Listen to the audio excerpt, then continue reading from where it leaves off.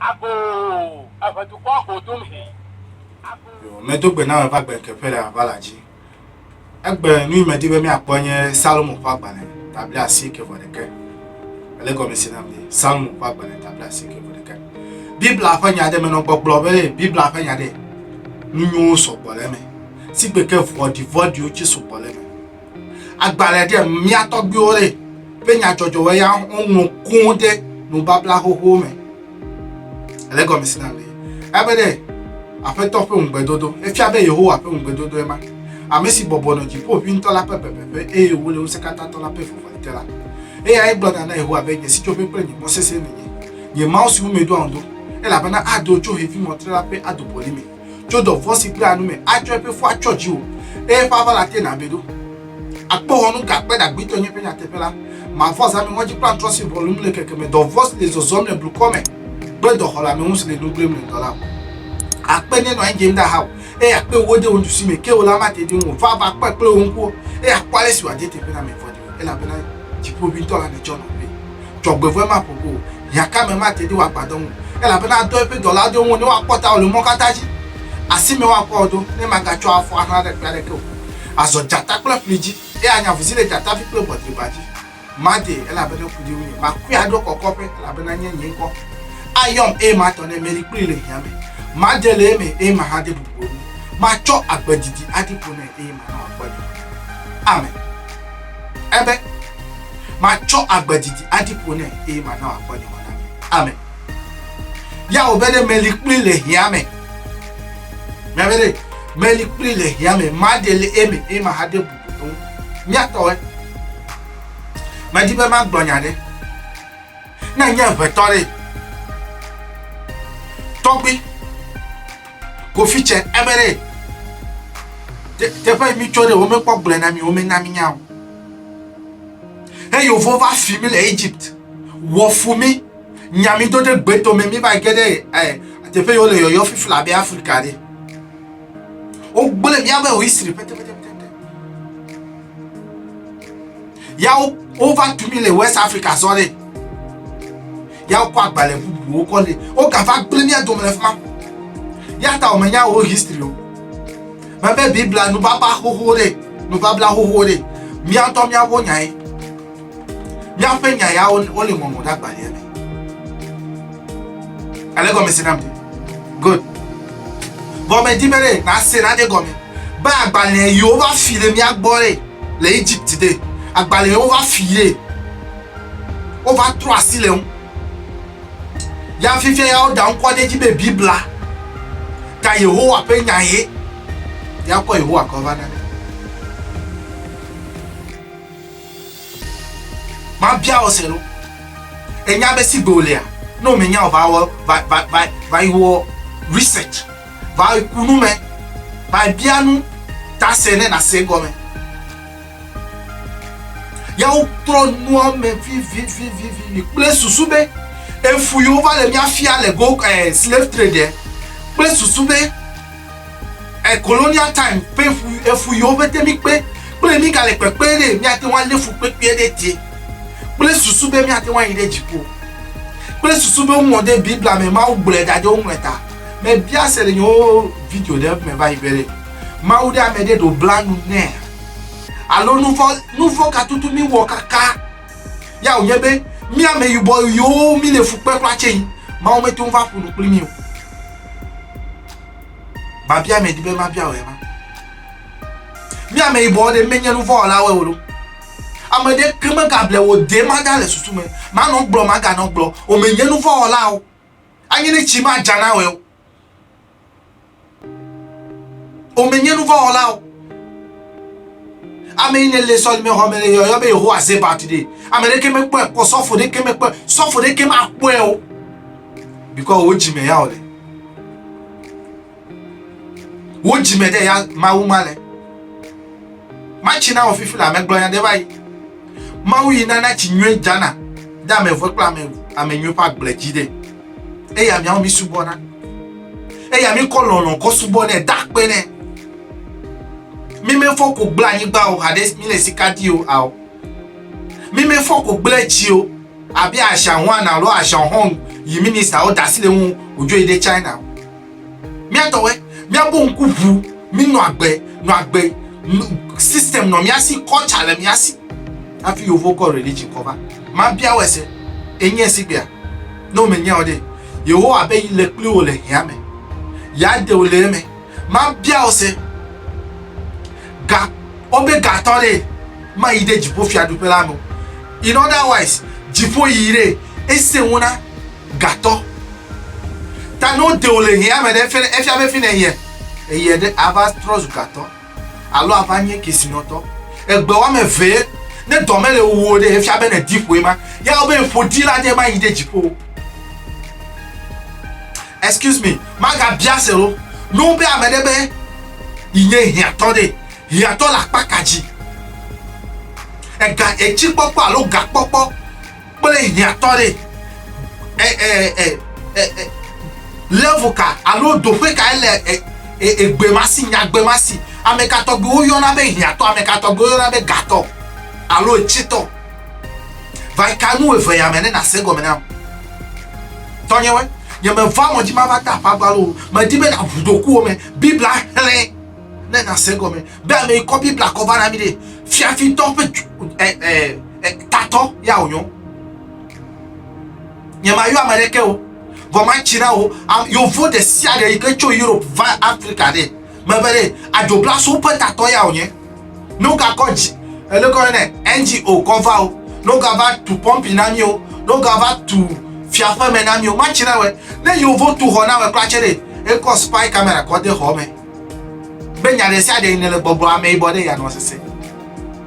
na yo vo play phone na we de ente app me na we ma o me kwanya me yo le yo be yo vo la ma china o me kwanya me yo le yo be yo vo ne ko me wo ko da de ka e ya ko nya me yo le wo do me da te pe ya ma gbo na we agbale de mia agbe mia mi no de ya yo vo va no ya o tro asile me ya o ko nko de ko va na mi me glova ibere mia o mi yo na hebiezo ma wi wo jipo pra yin bare ya to e wa hebiezo bo mi yo na ne odina yo vo ne te wu yo wa eku ile ka ba bia to gbe we ne wa fia ma mu to we o china mi bere mi to gbe do subo article pe mi o ya mi asubo Yehowa mi le Yehowa subo mi megbe o bo mi ba la gba la han re ko chale history ame yo ko agbale ame yo dodo dare e dafu Yehowa dafu le fuma Yehowa dafu le fuma ame yo ko agbale ko na be ni ko ba na mi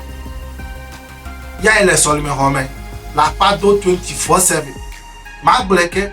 nu e woli ade mega ko dade fuma cover ina me de 12 de ne na ho yara cover ina ho si de ne na ho yara adejiwe menye solime ne le solime de ade be ne ku aba di o tare po ya me gba nchori ameka fa di ameka ta si efu de na do ku ne ku no me akọ di no da si we dade fo me to me la si we wa bo ameku amefe ya me nya ameka di adam me lo bi ameka di adam Mose de ameka di Biblia ye plodoro ameka di Mose konu ka ho ne ya ta onye be ne wo Kristo to me wo wadi o ba ele ya lo do le so me ho me ne le so me le de obe no me wo wadi ko ma no ma wo wadi ko ma de so na ba ihenu do le so me klache do le so me nya ma le chichina ba do le so me no tasi fudo me no blo politician we play mi abo so fo fiafito de we wa we la gbedo me gbe na me o le ha de na me gbeto iwe bere mi chi jojo le mi adoku me ga nwo bo o na ne nya be ni da ati wa onwe epe wa me bla seke for the boaseke ne esuso 1 hour alo 1 minute ya na ewo nuvon obe nunu ipete ne wo fia ma biaze ma ware ma wi lo we vie ba kudeta ya o le gbogbo na obere ne wo nuvo ma china lo obe ne wo nuvo for 100 years ya ne va tron keke suso ya ne troji bede ma wu lo na wo ne kplɔ abe wokɔ Apostle Paul kɔ fia akpa ɖe kple susu be wo ɖe ne na xɔ Apostle Paul ƒe nyawo dzi si tɔnye wɛ ede fuya mɛgbɛ ɖe ele hiame yewo abe yi le kpli wo le hiame eya gɔme ya me di be na se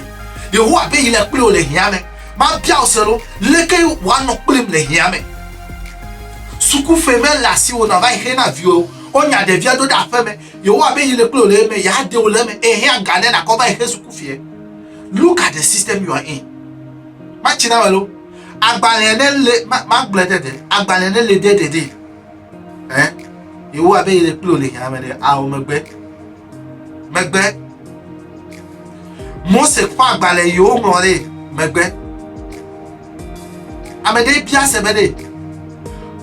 wobe Mose ƒe agbalẽ eleke wodzɔ Mose ŋlɔ agbalẽ da ɖe vɔ ya wogaŋlɔ eya ŋutɔ ƒe ku nyawo kɔ de me